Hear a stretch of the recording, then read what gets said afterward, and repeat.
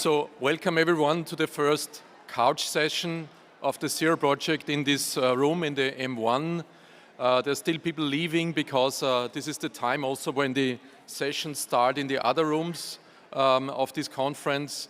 But please either stay or leave because we need you to focus now on stage as well. So this session is on data. It's on data related to employment, it's data related to technology, and we also have a focus, as in so many sessions of this conference, also on artificial intelligence.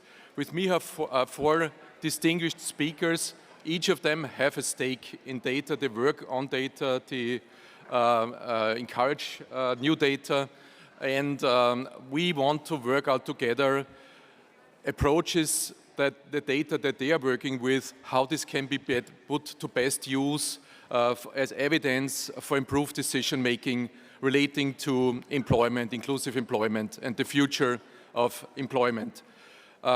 Each of the speakers will have 5 minutes, and depending on how much time we have in the end, we will have a discussion here on the panel and maybe have some also further insights on our topic. The four distinguished speakers here with me here today are, and they will introduce themselves more properly. It's always difficult as a chair because you always get something wrong. But the four speakers are Monika Chaba, representing the European Commission, Golub from the consulting firm Data Potato from the US. To my right is Elaine Katz, Senior Vice President of Grants at Kessler Foundation, and Cristóbal Miralles, IMA, who is a university professor at University POLITECNICA de Valencia. So without further ado, and also respecting the very limited time that we have, and keep your attention, I'm handing over to Monika. Monika. Yes, thank you very much. Good morning, everybody. I'm also wearing green. I'm very proud of it. I did not do it on purpose. I was thinking what to wear, and I decided to wear green. You hear me well?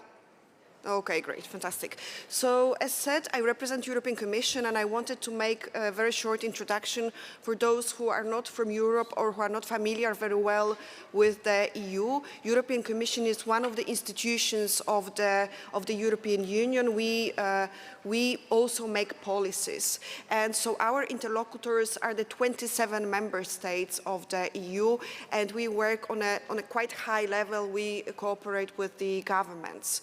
As I said, we do make policy, and we are committed to making evidence-based policy, and evidence-based policy is, of course, based on data. So we always look for a quality data to make our analysis. And we, in fact, started over a decade ago to get data on persons with disabilities. And from one or two indicators, we've developed a whole database of indicators. What we've done, we've introduced the sort of GALI global activity limitation indicator in our database. And we are committed to data. And in this sense, we have a whole department called Eurostat who is dealing with data. And in fact, to get data on persons with disabilities on the EU level, so to get the data from the 27 member states, we have to work with statistical offices in the member states. And so our department, Eurostat, agrees the indicators with the member states. So we agreed to use GALI as the best proxy to capture persons with disabilities. And over a decade, we developed a whole range of indicators, from poverty through education and training to employment. And these are longitudinal data, so we are able to look at the trends over a long period of time. And we've been doing it. We've been looking at poverty. We've been looking at education and also employment. And we identified that the level of employment of persons with disabilities hasn't really changed for over a decade, and that's why we have focused now on one indicator which is called disability employment gap. This is the indicator which measures the gap in employment between persons with and without disabilities. This is a very important indicator for us, and we put it in so-called social scoreboard. And social scoreboard is a framework for us looking at the most important indicators, which we monitor on a regular basis, and we also assess the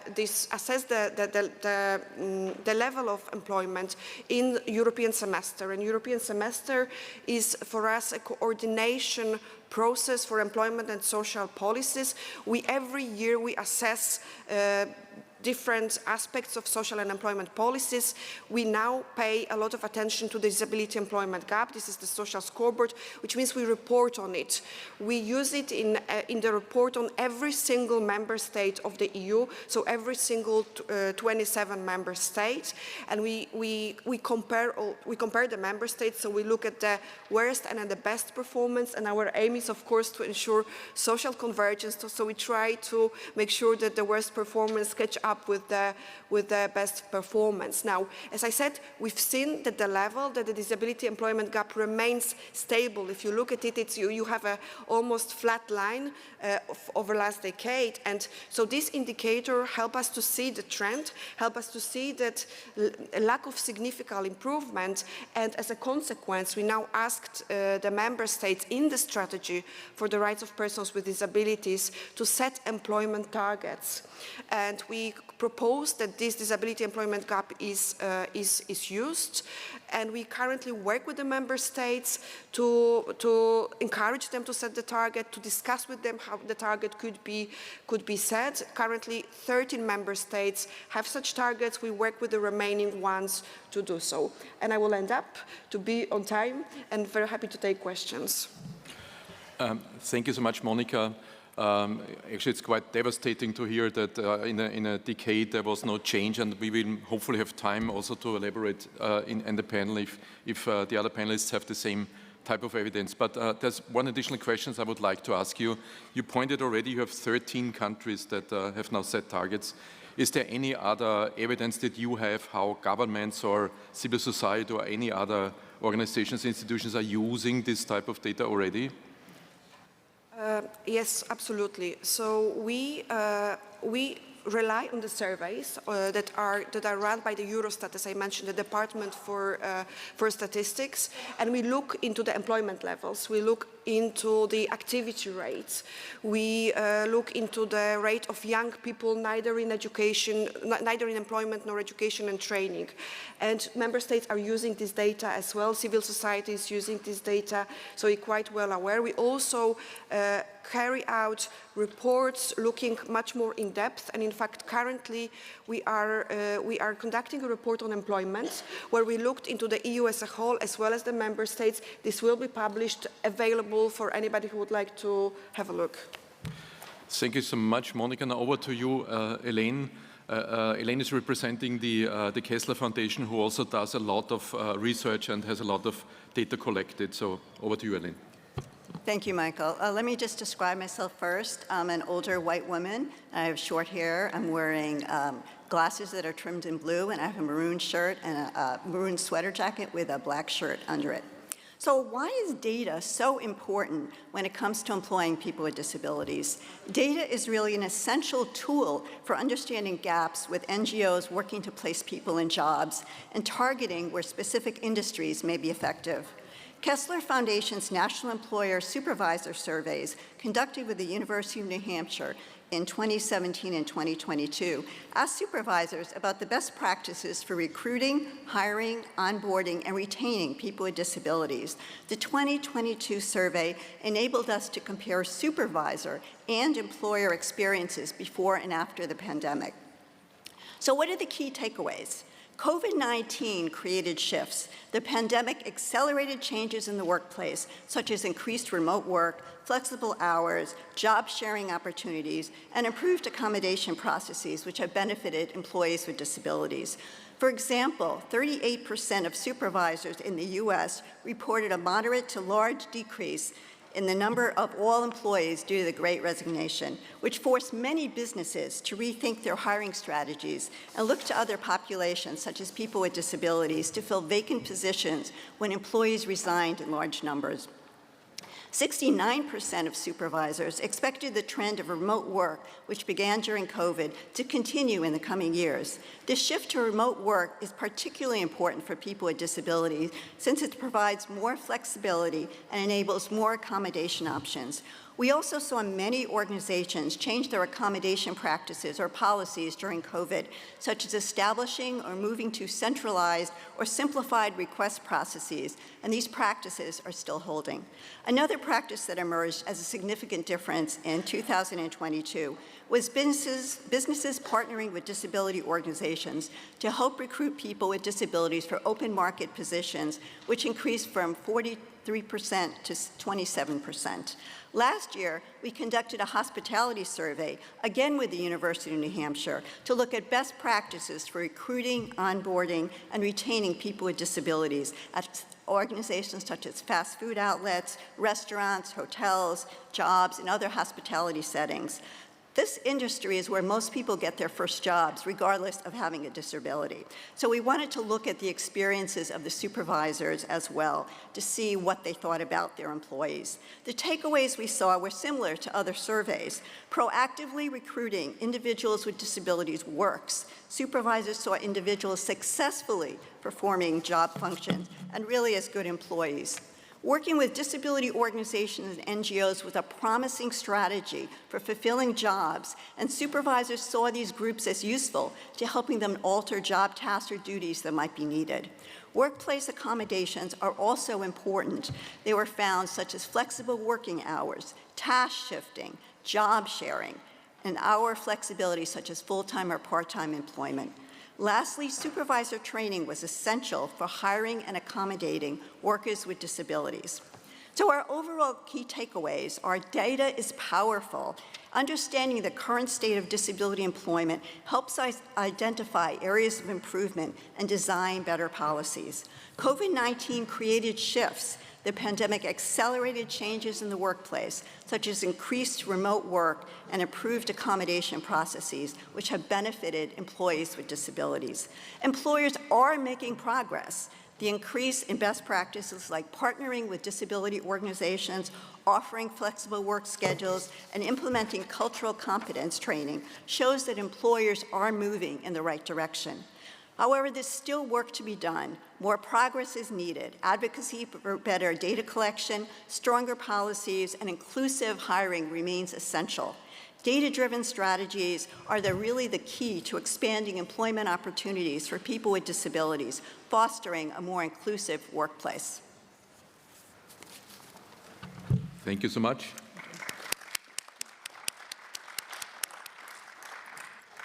Thank you, Elaine, also for some encouraging news that the cooperation business partnering with DPOs works better, also proactively recruiting works. So this is some encouragement that your data brings to us. Dagner, over to you. You have some data on job hiring, artificial intelligence. Yes. Hi, I am Doug Golub. I have a couple of slides here. And I started my career about 25 years ago as a direct support professional, working with people with developmental and intellectual disabilities and also brain injuries, and then started a technology company. And probably in the last 25 years, it's been exciting, but in the last 3 years in particular, what's emerged from technology has been a game changer more important than anything else. What you see on the screen here is a graph that's very colorful.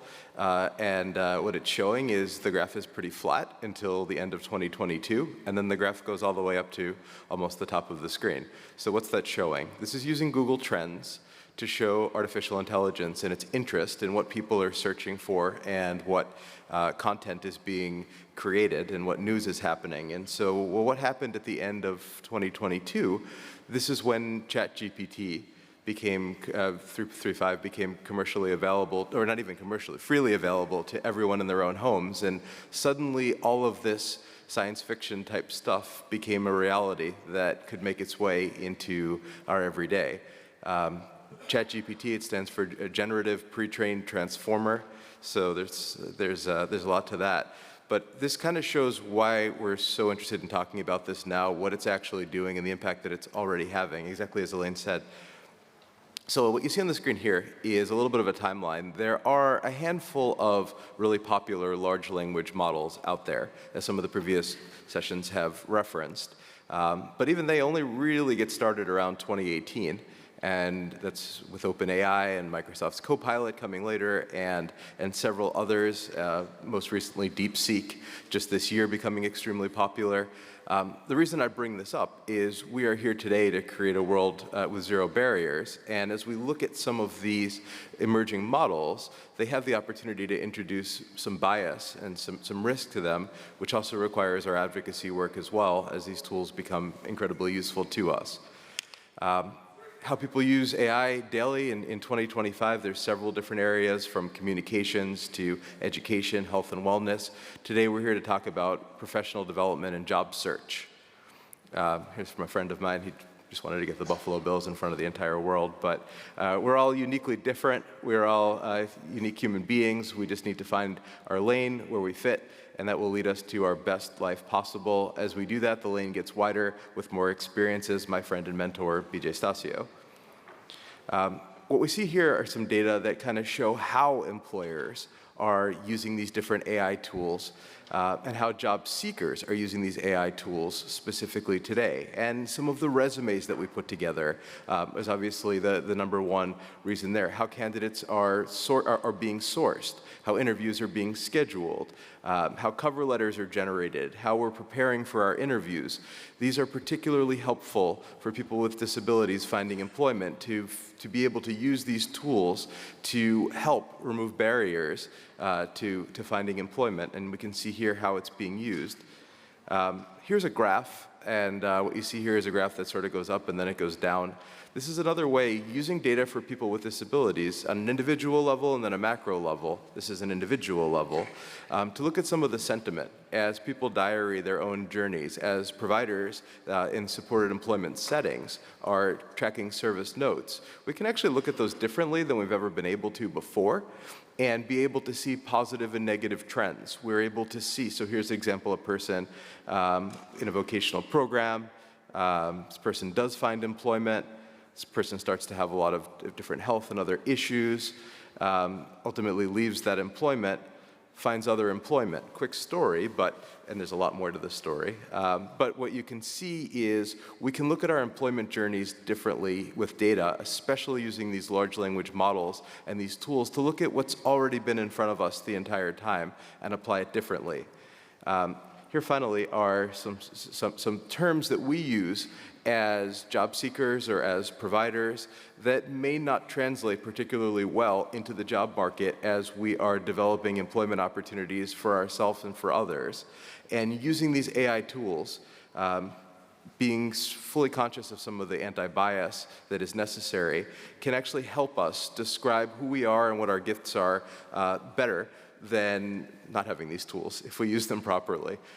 There are some challenges where these large language models tend to, as you see an article up there at the top right, they tend to be missing data from the disability community because of how accessible some of these tools are. This is on us to make a difference and to make sure that these tools are accessible without the barriers. So those are the slides. Thank you. Thank you so much. Just one question. This is completely new data. I've never seen something like this. Anything that comes to your mind immediately how employers or job seekers could immediately put this to use or use this as an evidence? What do you have? Yeah. Yes. So I mentioned some of those different models, and there are some risks with using AI tools. Sharing your protected health information and sharing other information with those models is something to be concerned about. However, depending on some of the training, how we do prompt engineering, how we ask it questions, right? There's a handful of models out there. There's lots and growing by use cases by the day. Being able to understand how to best work with these AI tools and how to ask it questions. When you watch somebody use an AI large language model for the first time, they use it like it's Google. They ask it a question and they say, thank you, that was good. But it's called ChatGPT, or it's some of these tools for a reason. It's an ongoing dialogue. You ask follow-up questions. You learn how to better train it. If you sit down to it cold and start asking it questions, don't expect great answers. It needs to be trained on information about you, about the job, about the company, in order for it to be able to respond appropriately. So in that sense, it's a lot like we are as people. If you have a new employee and you haven't trained them on anything, your expectations, I don't know how high they should be. Much like with these AI models, if you haven't trained it, then that's sort of on you as the employer to make sure that you're training the model, and you as the job seeker, that you're training it on who you are and what you want it to know if you want to get the results that you're looking for. Thank you so much. It also sounds a little like the Red Queen. Since this constantly moving, and everyone has to move on still to stay where they are, this will evolve very quickly. Yes. So over to you, Cristóbal. You will share some data and insights on supported employment and artificial intelligence. Thank you very much. In 5 minutes, I will try to share with you 4 ideas, which is really ambitious, but I will try to. First thing is that, I belong to the industrial engineering world. I am a professor of industrial engineering, and my area, I have been always critic with this because it has been always working with a standard. When we design the workplaces, we designed with a stereotype in mind, which is, the standard. From the Fordist principles back in the 20th century, right, and Taylorist principles, we have been using this standard.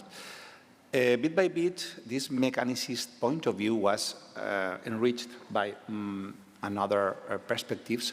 And basically in the 90s, with Ronald Mays, we all know they declared the 7 principles of universal design. We started to try to bring these principles to the workplace design, which is not easy, because it's like sometimes it's conflicting. The standardization of the workplaces constructed many barriers for people with disabilities, cognitive, physical, mental disabilities, and so we have to overcome this. So the first idea is that it's not easy with inertia of also almost 1 century to overcome this. We are trying now.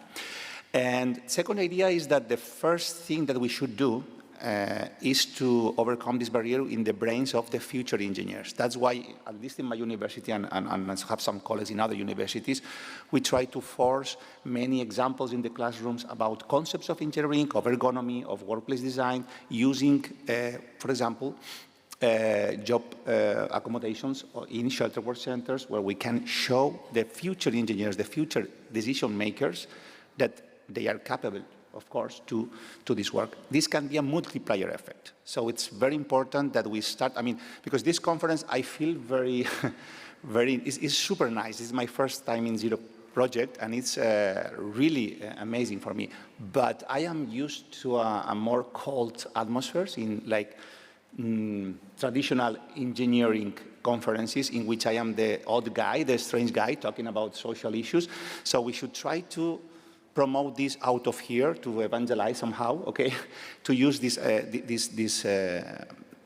approach.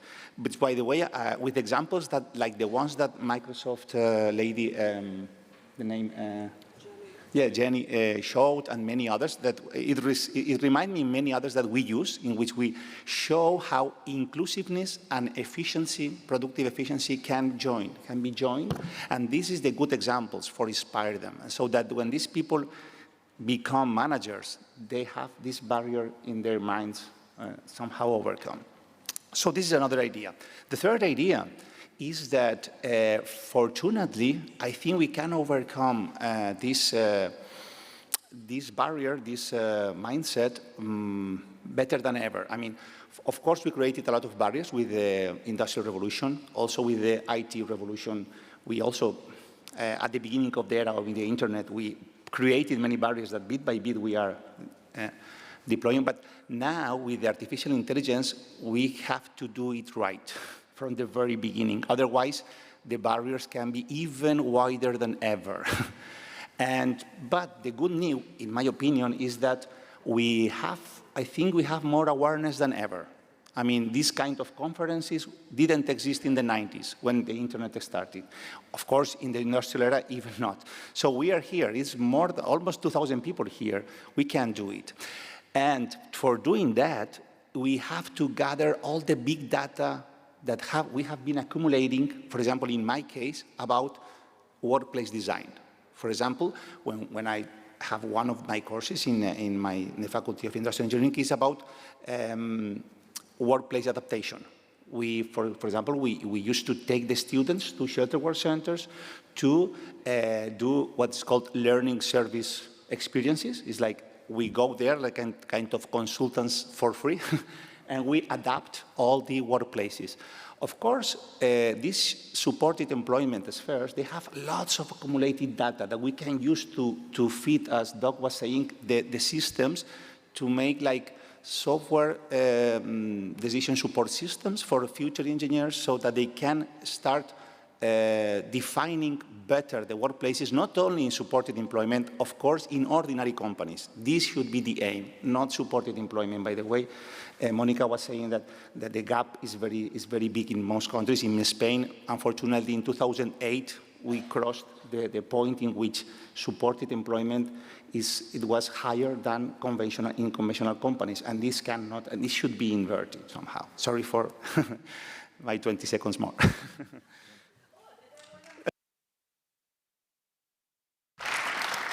Thank you so much, Cristóbal. You really managed well in bringing all your messages into 5 minutes. There's one direct add-on question that I would also like to ask you. You mentioned you're the odd guy in these tech conferences, so you have quite some experiences how these people that we also want to talk to and that you should also listen to our approaches and our messages. Can you give us one example of what they better understand than other messages when you start with your social approaches?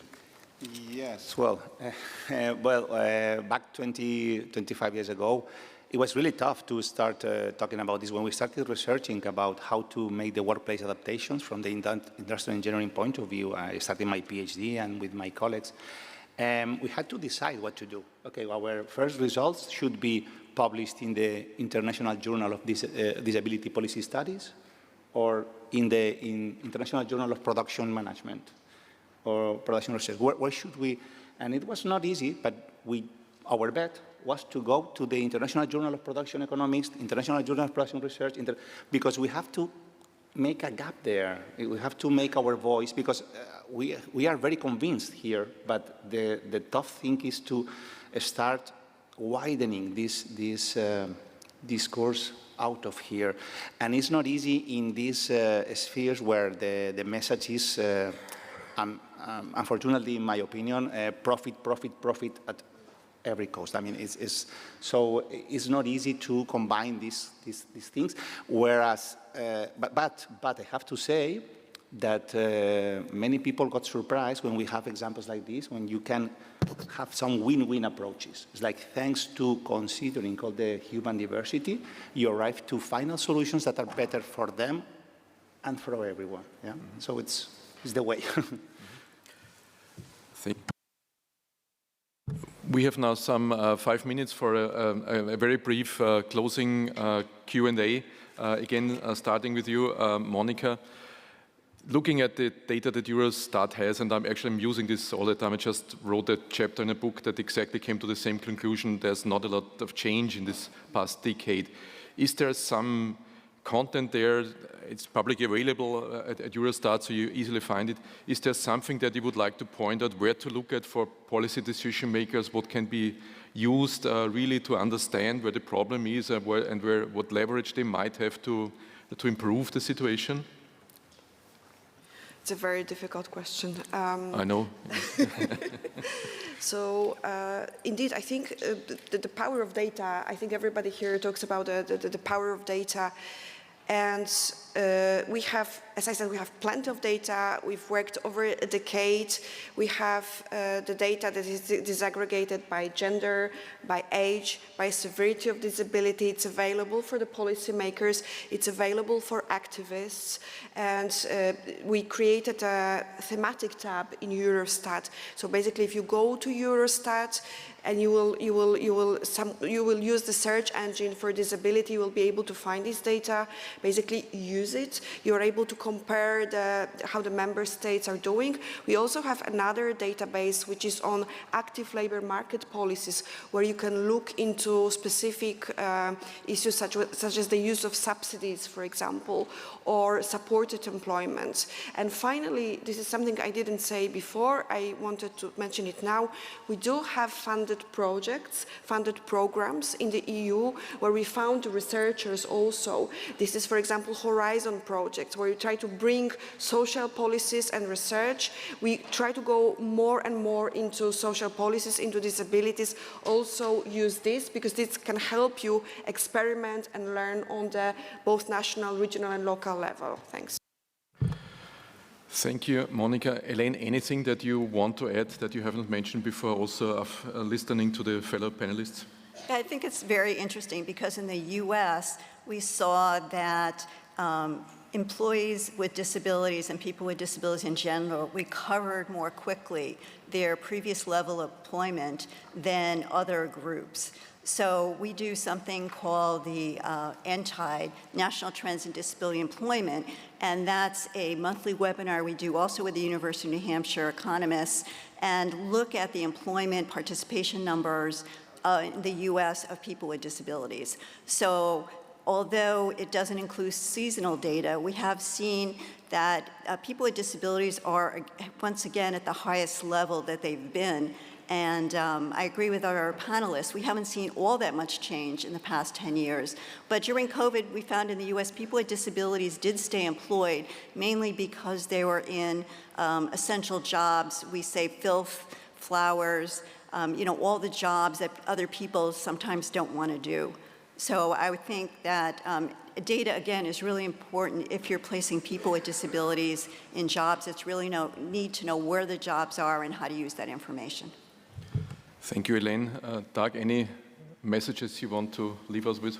I think that, as these new tools emerge, they are reshaping the job market and in some senses leveling the playing field, in other senses doing the opposite. So understanding the bias that may be involved, taking a look at somebody's resume and then telling these tools that, this person has cerebral palsy, this person uses a wheel, giving it information about the person and watching how its recommendations change, not necessarily for the better or for the more accurate.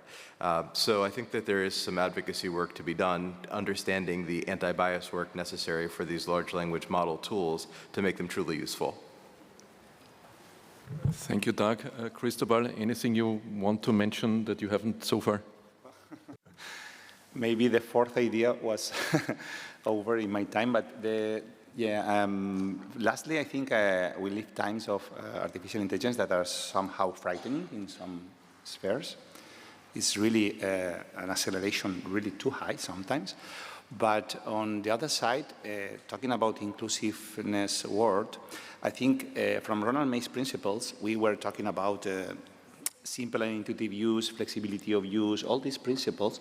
Finally, our barriers were basically provoked by the rigidness of the systems. I mean, the standardization. So I am quite optimistic that we can use the artificial intelligence revolution for the good. I mean, because now, I mean, the proof is here. I am talking, this being translated, and automatically, I mean, many channels at the same time being adapted. We are, by the way, trying to launch a European project. Some people here are welcome to join us in Polytechnic University of Valencia with some other partners to look to this potential in order to make some agents, artificial intelligence agents, to adapt to the user in a more friendly way, independently of the kind of disability. So it's challenging times, but it's also an opportunity. Thank you, Cristóbal. Let me end by, because this was mentioned, there's a session on Friday where the Zero Project will present its approach to data and how we're using AI and how we started. So it's a kind of hands-on how to start using your own data and how you use AI. So if you're interested in, if you have data that you can use or any of these questions, this session is all about getting your ideas going on if you, and if yes, how you want to start your own AI-driven projects. With this, thank you, my fellow panelists, for this interesting discussion. I know I rushed you for all of it, but I think we created good content, so give them a warm applause. Thank you.